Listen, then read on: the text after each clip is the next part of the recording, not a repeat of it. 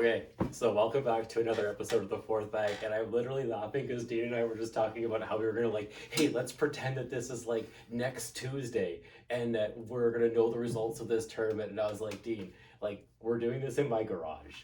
This is for fun. Sure. And I know we wanted to make this whole thing. We literally changed our clothes. I put a sweater on top of my jersey, and Dean threw on this amazing T-shirt, which we did these T-shirts in Niagara, and it was fun. Here I am just making T-shirts, and I was doing the weeding on that Gambler shirt, and you can actually tell the top of the Gambler is totally cut off. And I tried to scan this bag, and then you sent me an image.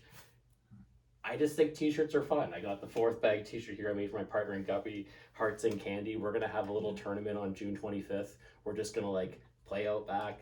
Maybe the boards are 20 feet apart or 10 feet apart. Bring your kids. There's a pool. We're gonna have a great time. That to me, that's cornhole. What is your next cornhole adventure? Assuming this is now next week. I'm going to Vegas. Where are you going next?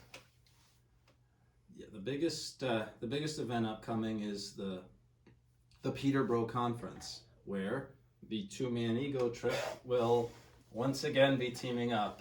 We made a pact not to team up, but the time has come. Didn't we use the donkey tonight? We were talking about four baggers and beavers, and then we were like, what if you throw a floor bagger, where you put all four on the floor? And then I was like, Dean, what animal would that be? And didn't you say donkey? I did. So have you ever watched Brandon Brown put four bags on the floor? I believe he did it September 12th, 2020 in Barrie. Now, that was a landmark day in Cornwall. That was a great tournament. That was the day I met Brandon Brown. That was the day I met Travis and Scott. Phil and I went down there, and I have a picture of that. We won the tournament. Was that the prize? You won a bunch of beer? That was Muskoka where we won the beer. Okay. No, in Barrie, Phil and I, we won doubles, and then I won singles. So, and I won 2 free Boston Pizza pizzas. And but it was just a great day of cornhole. It was a lot of fun. It was just a great group. And that was the day I met Brandon Brown, and he was hammered as usual, and he was demanding at the end of the day that Tracy and I hug each other, and he wouldn't let anybody leave until it happened. Oh my gosh. And I mean, that was my introduction to Brandon Brown. You know, he is really into hugging. So on the Brandon Brown note, Brandon, I know you're watching, and I love you, your family. When there was a day I was playing in Steve King's garage, and I remember the day because I was trying to throw a bag, and he's like, dude, why didn't you airmail that? And I was like, I don't know how to throw an airmail. He's like, well, this is practice. Yeah. Throw the airmail. And I was like, yeah, but I know I could do this and get a point. And he's like, throw the airmail. And I've been working on my airmail game ever since. Mm-hmm. Honestly, because I realized I'm here to play against people who are better than me to teach me things. Yeah. Do you find that when you're picking a partner, what do you look for when you're picking a partner in cornhole? Well, I mean, before I get into that, I want to touch on put a bow on the last topic that we were talking about. Sure. And first, when I'm practicing, I screw around all the time. I practice shots that I would rarely use in a game, just because, just on the off chance there's going to come a time when I might need it. Right. I'm playing in a game against a top guy, and I need to pull off a heavily angled push or a long push and salvage a 12-12 wash to stay in the game. Right. So when I'm practicing against a lesser player, I give myself those opportunities. I look, when I've put a bag away, I try to collect it, even if it's a 5% collection, because you never know when you might need that shot. Right. And I'll airmail over my own blockers when I'm practicing all the time. I'll throw drag airmails that I might not throw in a game, because it's practice, and that's the purpose of practice. You're not playing a real game, it's practice. And no, I'm not going to say it 50 times like Allen Iverson. 2 is plenty. But that's the thing. You practice. When you practice, you want to just... Do you realize that when you were practicing tonight at League, there were people out there emulating your practice methods even? Oh. I was. Okay. I put a bag on, and then I was like, hey, can you pick that up and put it on the board for me? Because I was trying to practice my push. Mm-hmm. Annette and I practice that all the time. Yeah. And we're just, like, how do I get a push? I'm like, I'll figure it out eventually. But I'll have a bag like down here on the board or down here or over here, and I'm trying to collect it. And like, what are you doing? And I was like, there might be a time where I can collect that. Yeah. I've seen Dean do it. Yeah. So Exactly. and like, if there's a bag that's like here, I'm like, that's not collectible. Well, it is if you maybe land it. It is. Maybe it needs to be like here. Yeah. But like, But you can move it with the first bag and then collect it with the second one. and I saw you do that in the it was in your 8-bag challenge. Yeah. The one we did in Brantford. You moved like your 5th or 6th bag. You touched one to move it over, and you collected them all. You ended up with like a freaking perfect score. Mine was the first bag. Yeah, it was 102 on a possible 105. Sick. Or was it 105 on a possible 108? It was 105. It was the 3 short. Yeah, it was 3 So short. I either had way. bags today that were like here and here. No. And you know what I was doing? I told Rick Wiersma this. I was just trying to hit the bag. Yeah. Because do you ever play catch in baseball and the person puts the glove up here or puts the glove here and says hit the glove? Yeah. That's what my dad did when I was growing up. So you know what I was doing with cornhole? I literally put a bag here and I said I'll try to hit that bag. Because if I can hit a bag there, I can hit a bag there, or there, anywhere. Sure. So that was my practice. But tonight I just threw a bag, That's put it not- on the board, and just tried to hit the board, hit the same bag. That's not a bad way to develop. Because then I practice your my push like game, consistency, right? Yeah. Yeah. That's actually pretty smart. You hit a bag. You can hit a bag. Yeah. Just put the bag anywhere on the board. If you can hit a bag anywhere on the board, then just hit it. Yeah. I know I'm not sliding that bag in, but Yeah. Dean, I'm telling you, there were some shots where I had a bag down here and I would hit it and it would deflect up and go right in. And I'm like, I lost the shooter, but I got the big one in. Mm-hmm. And if I can perfect that shot, this bag might not. I'm also probably taking an illegal angle because I step out like way far. Mm-hmm. But there's a rule for that, right? You can only step out a certain number of feet or whatever. When You step have 3 out feet. 3 feet. So Yes. I probably stepped out like 5 or 6 because I just Probably. whatever. When you- Having fun with it. But again, it's just practice. Yeah, Jamie Cowan compound rules, you can step out like 25 feet. But yeah, I mean, the bag is here. That's smart. Try to hit the bag instead of collecting with the first one, because if you try to collect it, there's a good chance of clanking it off the side. Right. So what But- do you do with the first bag? First bag, probably try to land it here so that you twist, nudge it, and then ideally you want to get your you won't get it to there, but maybe to there. Right. Right, so you can if you can get that bag, get the bag you threw in and get that bag to there, then the next bag can be collected, Right. right? So when you're throwing around, you're thinking all 4 shots all the time. Like you're just like your first shot, the bag's there. Like when I throw around, honestly, I've already made up my mind of what I'm shooting before the guy beside me throws his bag. Is that a bad idea? Oh yeah, I mean, Okay. So what should I be doing? well, I mean, his shot can influence your next shot. You have to be mindful of what's happening on the board. Right. And because I mean, you see it all the time where they're bracing to just slide a bag in the hole, and then they see the person throws the bag short. Yeah. Now, a true pro can collect themselves, take that second, and just change their tactic. But then, oftentimes, you'll see a lesser player fuck up. Right. But no, you have to. No, the bag needs to land on the board. You need the bag to land and come to a rest before you You need to make your decision with all the information. Yeah. Yeah, so I like to play in flow, but I think I definitely rush too many shots. I've been trying to slow my game down in general, which I do by like grabbing a water or whatever, just stepping away. And you get what? You get 2 timeouts to go check out the board? in singles, doubles it's 1, but you got a partner who can tell you what you need to know. Actually, it happened tonight. Rick Wiersma says to his partner, he says, should I push right through it? And I said to his partner, I was like, you know what? Mm-hmm. As soon as he had to ask, he already missed his shot. Um, In my mind, for me, I don't have the ability to gather myself. Once I start thinking, Dean, it's like just the percentage of success has just dropped significantly. Oh. How do you gather your thoughts for that 4th bag? Well, cornhole is a lot mental, right? I mean, there's a balance. There's a balance in knowing every bag counts the same, right? That 4th bag is still worth 3 points. And it's hard. I mean, I've left a lot of 4th bags short in the heart too. It happens. I've also left a lot of 1st bags short in the heart, but in that case, it's a good bag. What's in the heart mean? Like right in the middle. Okay. Yeah. It's like in golf, right? You know when you leave a putt right in the heart of the hole, but it's short. You're right. Yeah, you're talking, right there. Yeah. I gotcha. Right. So it's just a square level 1 block. Right. But that's the worst bag you can throw when there's no bags left in the round. I mean, Yeah. yeah. So what I do, So- and this is my trick, is that if I'm throwing slidey side, say I'm throwing turbos tonight, yeah. and so I'm throwing sticky side on the turbo, Mhm. and what I do for the fourth bag, I just do one of those. I just flip it because now I can throw the exact same shot, and the bag will do the rest. Yeah. I know that my nerves are going to make this bag land short, Yeah. and so by flipping it over octane side down, now it's going to Yeah. slide right in. And So I try to Yeah. do that. I mean, it doesn't always work. Sometimes I still am crooked. yeah. But I have a better chance, a better success rate by flipping my fourth bag and getting some extra speed Okay. and trying to maintain the line, knowing that I'm gonna sort of like Yeah. kind of pull up a little bit on my throw because I'm nervous. I'm thinking. Yeah. Don't and that- think in cornhole. There's no thinking allowed. Well, no, there's there's no lot- crying in baseball. No, there's no. no thinking in. Oh no, cornhole. there's tons of thinking. There are lots of shots. You have to be mindful of what's going on the board, and you have to think about what you want to do and where you want to place the bag. I can't do cornhole it. No, I is- can't. Cornhole has to be fun. To This ex- is going to be a debate that I will die on Oh. this sword. I No, will. but- So here, I'll beat you in the middle. There's balance. There is. To and that's, excel yes. in cornhole, Yes, balance is there is necessary. balance. There's I a time agree. and a place for fun. And I mean, a lot of people think I don't have fun. I do. I absolutely have fun.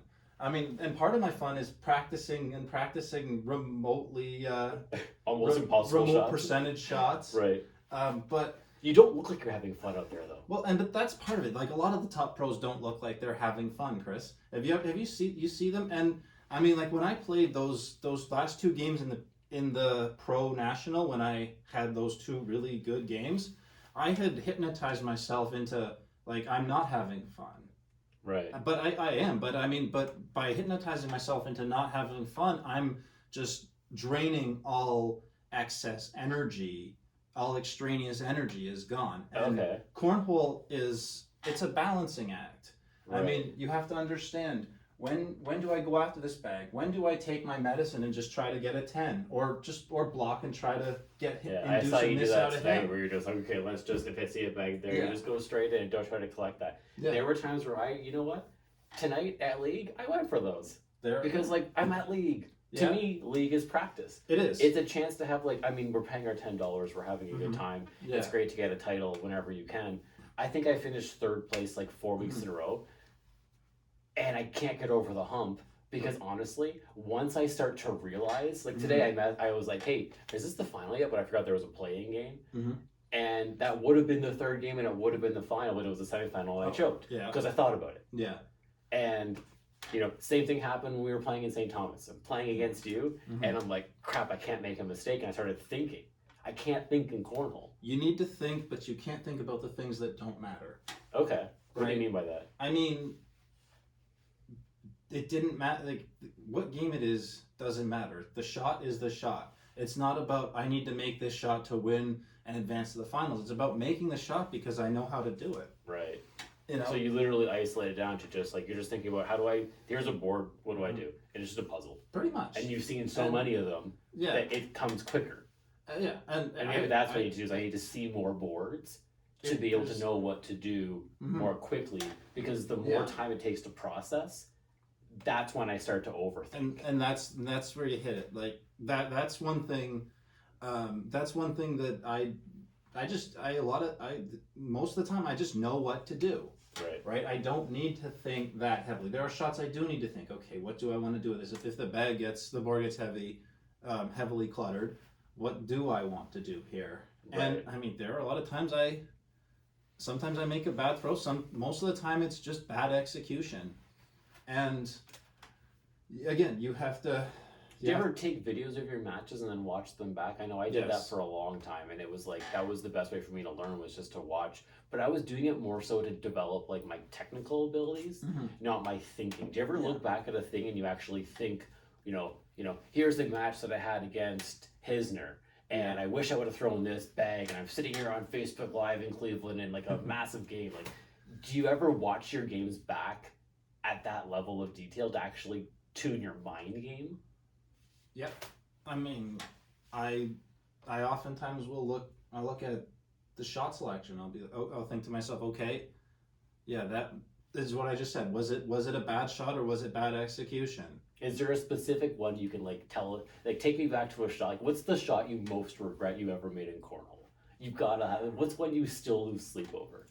Well, There isn't a shot that I still lose sleep over. That's amazing. Because the 'Cause thing it's with just a cornhole game. is you have to have a short memory. Right. You know, it is just a game. You have to have a short memory. You can't, and you're thinking too much. You're thinking, oh, this is the fourth bag. That's in your head. The fact that That there's and I mean, I've heard named this place the fourth Yeah, bag. and I'm surrounding myself in the fourth bag. All I it's can think of is it's the in fourth. your head, and I struggle with this too sometimes, where things get in my head and I fuck up.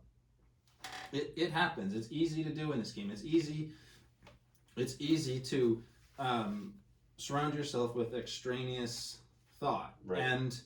and that's where I'm talking about, just like hypnotizing yourself into thinking you're not having any fun. You're just being robotic and Do you ever draining. wear do you ever go headphones to get to robotic states? I know I see Matt Guy has headphones in. I You see a lot of haven't. the top pros. That's just not a thing you do. I haven't, but I'm tempted to do that on broadcast courts going forward, because cornhole crowds can be hard to deal with. Hey, 7 deuce No. for the gambler, man. That was No. one of the. No, I've never that seen you was- smile like that on That was all national right. television. That was sweet. that was a good line, but there was some other stuff said that wasn't so good.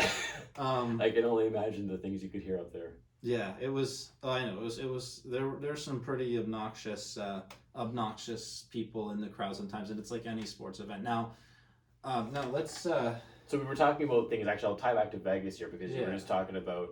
I'm gonna go and I'm gonna play in some poker tournaments and I'm gonna sweat some final tables Yeah. and have this amazing time. And for cornhole, I remember I watched all of singles on the Sunday here in Canada Okay. and got to meet Jordan Power at the end and talk Yeah. to his girlfriend, and it was such a fun time. Brandon Brown was there with Tracy and the Yeah. kids were there, and I was racing Kira, and it was just fun. Cornhole became this serious sport right in front of me, but it was just we were just having fun, relaxing, and watching. Cool. So I'm gonna stay down there and I'm gonna watch the entire pro singles event Okay. because why not? Sure. It's an experience. And do you think the crowd down there is gonna be a little bit different than the Canadian crowd we had up here on ESPN, or what should I expect down there? Well. No. This is in Vegas. Yeah, in Vegas. Well, this is going to be the same groups of people Right. in the U.S. But no, I think it probably what happens. They might not be as raucous. Are we gonna have those 4-4 signs going up for what's his name every time? Four bagger. There'll Yeah. probably be some of those. Do they hand out signs at ESPN? They're just here, take some signs. I Um, remember for our thing, I actually brought boxes I've- from cardboard diaper boxes, and people made I've- homemade signs for their family. I've The seen picture them. of Yeah, the picture yeah. of Rick Wiersma's kids holding up a sign saying "Go Dad." That's Oh, just wow. awesome. I don't think I'm gonna get that down there. No, not that. But I've seen Mike's Hard four bagger signs at some of these events. In July, Mhm. there's a conference event. Who do you think is going to compete in that tournament? I Who's your partner? my partner is Steve Pohl. I mean, I expect we're gonna be in contention. What color shoes are you going to wear for that event, Dean? Fuck if I know. Do you know what color Steve's going to be wearing, right? White. Yeah, so why don't you get some matching white kicks? We'll see. Come on, do it. Okay, so Why did you pick Steve as your partner? all right, there we go. Let's. I told you No, I'd no, get there. Hey, no, it's I'm just perfect. trying to have some fun No, with no, you, no. buddy. This is perfect. The partner selection. Well, in this particular My case, mind works in crazy ways, but I will get us back on track. in this particular case, Steve Pohl asked me to be his partner for the tournament. We had talked in the past about teaming up again someday, and Right.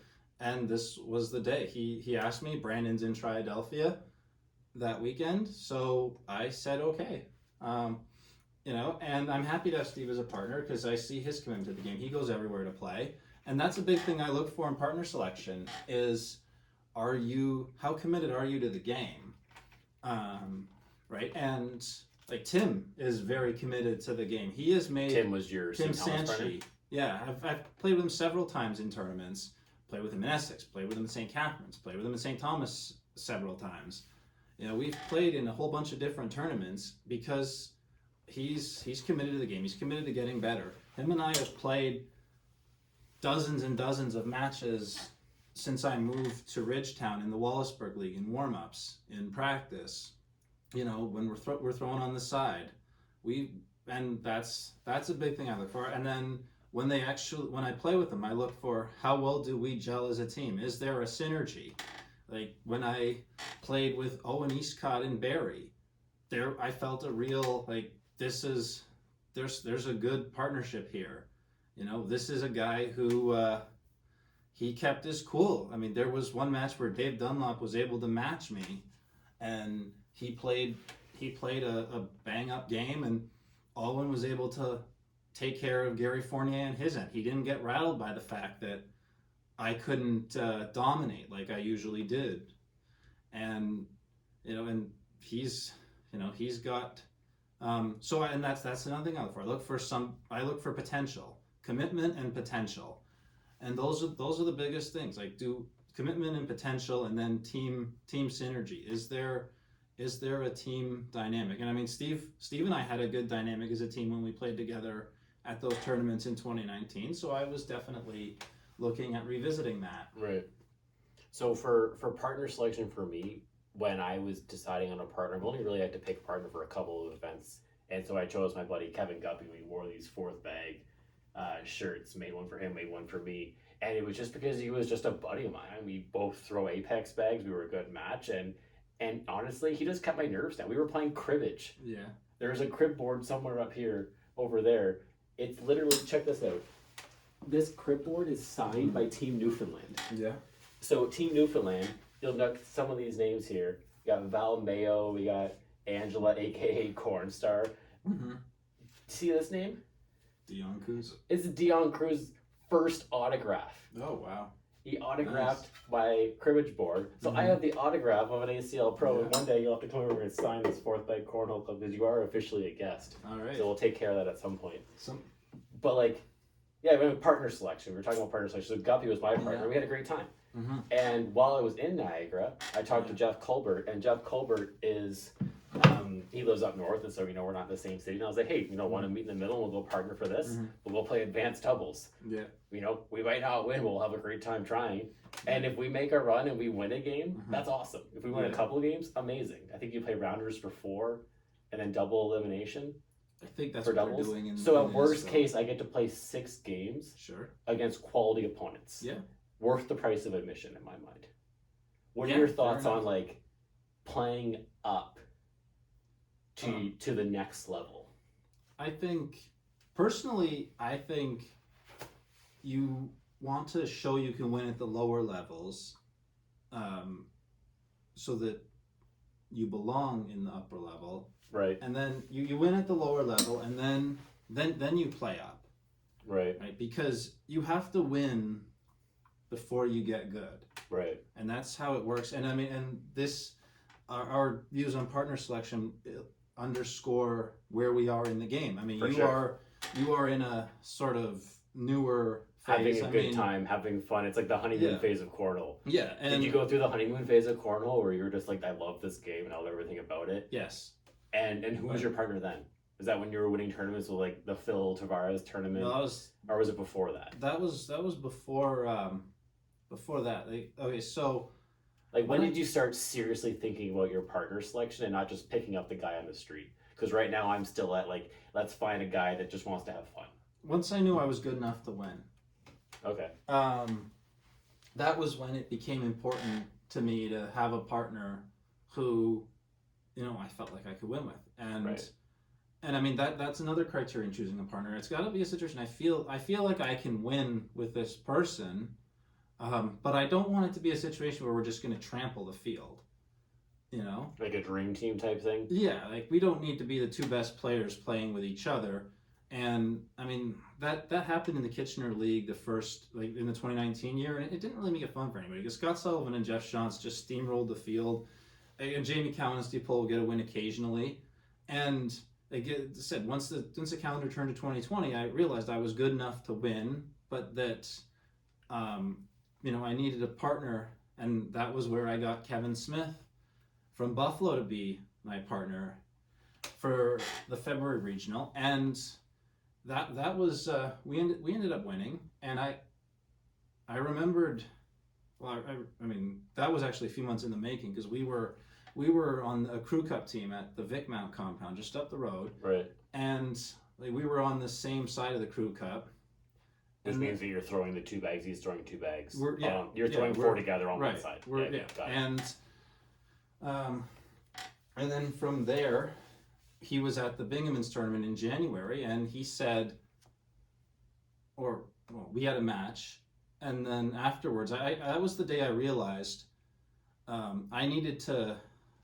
I couldn't be playing Friday night 11 o'clock soccer games and go to these cornhole tournaments. Right. I need because now that I'm good enough to win, I can't. I gotta You gotta be pick and something. choose your battles. I gotta be closer to my best, and You know what's interesting is like I feel like you've gone. Would you say it's fair to say you've gone all in on cornhole? In terms of like, you know, you used to play soccer, you used to play ball hockey, pretty competitively. You know, we played in the league, sure, and like that was fun. yeah, But like, are you playing ball hockey right now? no, And are you playing soccer right now? No. So right now I'm playing cornhole, but I'm also playing baseball twice a Right. week. I'm on a dodgeball team that plays on Mhm. Monday night. So Monday Yeah. night is dodgeball. Tuesday and Thursday is baseball. yeah, Wednesday is potentially league. But like, I kind of got like a child-sized portion of everything. mm-hmm. You know, I'm gonna go down and play in the World Series, but I'm gonna play, and I'm gonna take like, you know, event 25, $800. Mm-hmm. Not the $10,000 main event, just the child-sized portion of it. yeah, You have taken the adult-sized portion of cornhole. mm-hmm. Like, not the all-you-can-eat buffet where it's an addiction, it's all you can do. I've almost got there a couple times where I was like, all I would do is play cornhole, and I'm like, I need to stop. Mm-hmm. Do you think that you have the right balance with like cornhole and other things, or do you think that this is just what you really like to do and you want to see how far it takes you?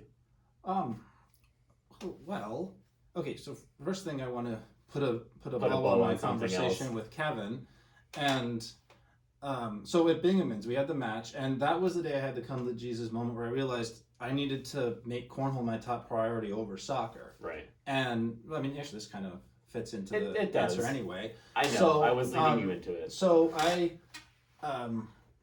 but and when I told him, yeah, I feel like I got the chance to be really good, and the sincerity in his voice when he said "you do," just that was believe. huge, and that's why I asked him to be my partner for that next regional, Right. because he believed that showed his belief in me, and he told me the week before we were partners, I went up to Buffalo and played in a blind drop there. And he told me that when he drove home with Bobby after that October tournament, that's Bobby Sperry, that he said, you know, Dean is going to be really good soon. Right. And when is this? this was October of 2019. Right. And that too, right? That's another thing you have to have in a partner is you have to believe in them. They have to pick you up when you're not doing well. Yeah. And they have to be able to hold on and they'll know that they'll know I can pick them up when they're not doing well. And Right. now the question that you asked is me and being all in on cornhole.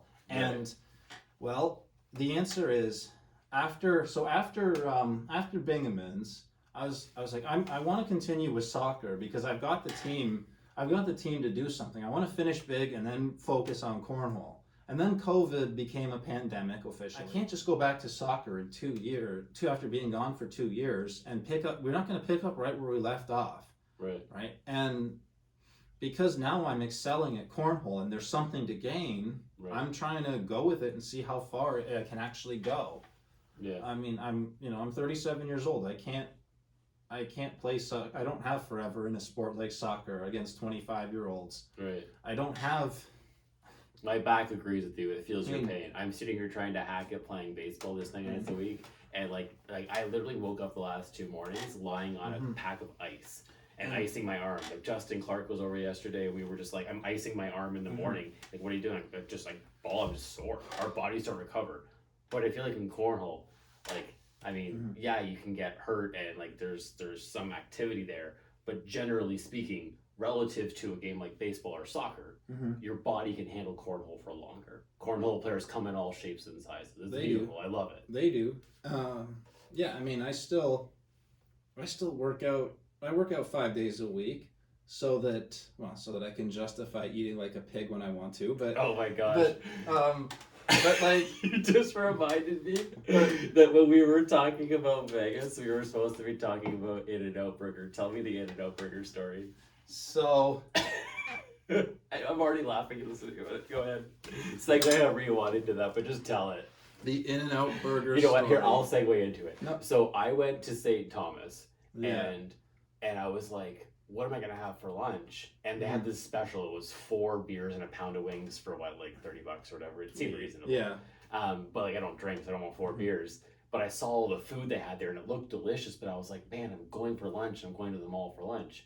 So wouldn't you know it, I get Taco Bell for lunch. Yeah. And Taco Bell is fine. It's so nice, but don't have it twice. Yeah. That's, you know, that's kind of where I'm going with this. Yeah. And so, what are your thoughts on Taco Bell twice, or anything twice? So when I was giving you the recommendations about Las Vegas, I told you about Mark Savard Comedy Hypnosis, and I told you to go to In-N-Out Burger, but not twice in one day, because the time I ate it twice in one day, it didn't go very well.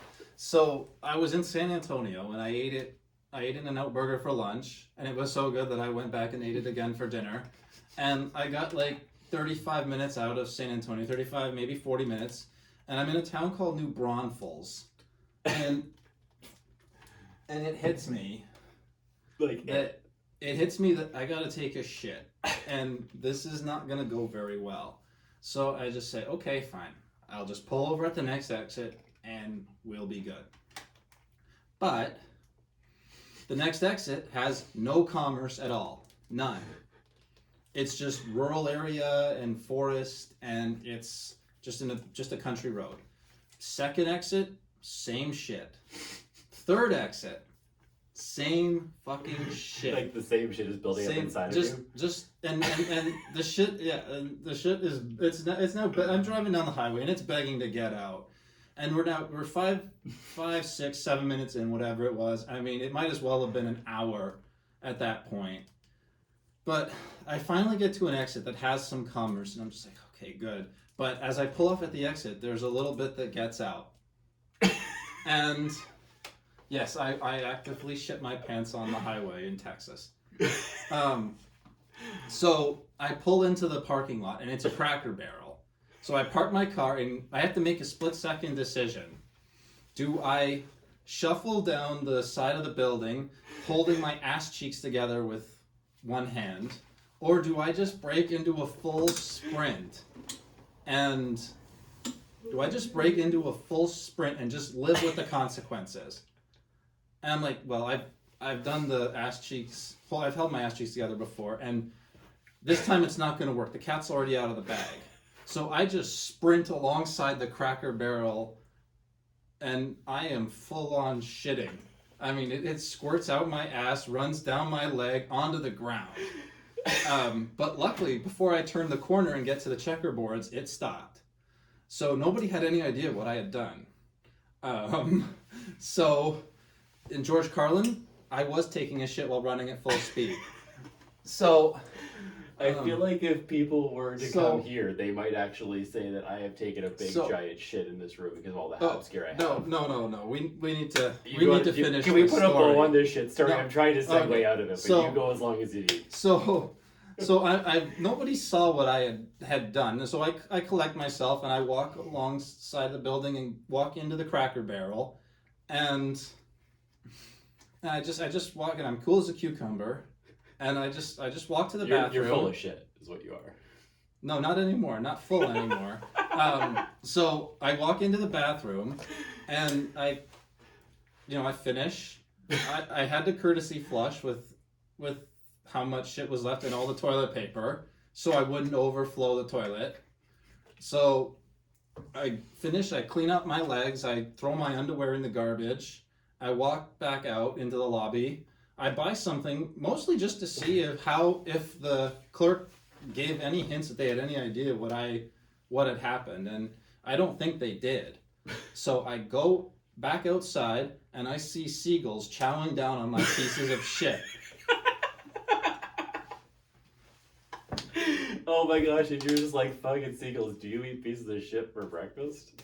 Well, I don't know what a seagull's biological clock is. It could have been breakfast to them. I mean, this was probably about 6:00 p.m. But it gets worse because I drive another 40 minutes up the road to San Marcos, and I'm checking into my hotel, and I can't even finish checking in. I have to tell the clerk, okay, can you just give me my room key? I got an emergency. I'll come back down and sign whatever you need me to sign, but I gotta take care of business. So What did you eat at In-N-Out Burger? So pause your story for a second. We'll get back. Remember, you're at the point where you go into the hotel. What did you eat at In-N-Out Burger? well, I think the breakfast was a double with fries. Was it Or like a double coffee? Double with what? A double is like a coffee. Double is no, a double is a double burger with 2 slices of cheese. Okay. And then for dinner, it was a double and animal fries, which is the animal fries is like onions and I think it's like Thousand Island dressing or something like that. So, So what were you expecting to happen? well, I mean, definitely not explosive diarrhea within an hour.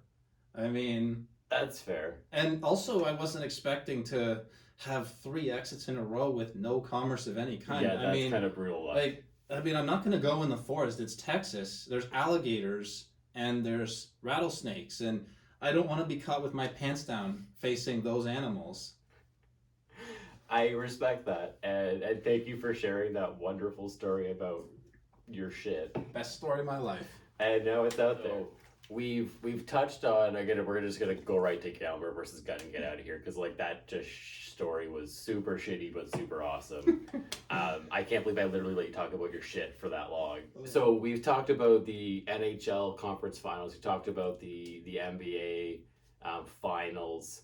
I wasn't prepared to talk about this, but I want to talk about something that's further away. So, Blue Jays. I have a bet that the Blue Jays are going to win their division and win the World Series. Okay. How about to lunch am I?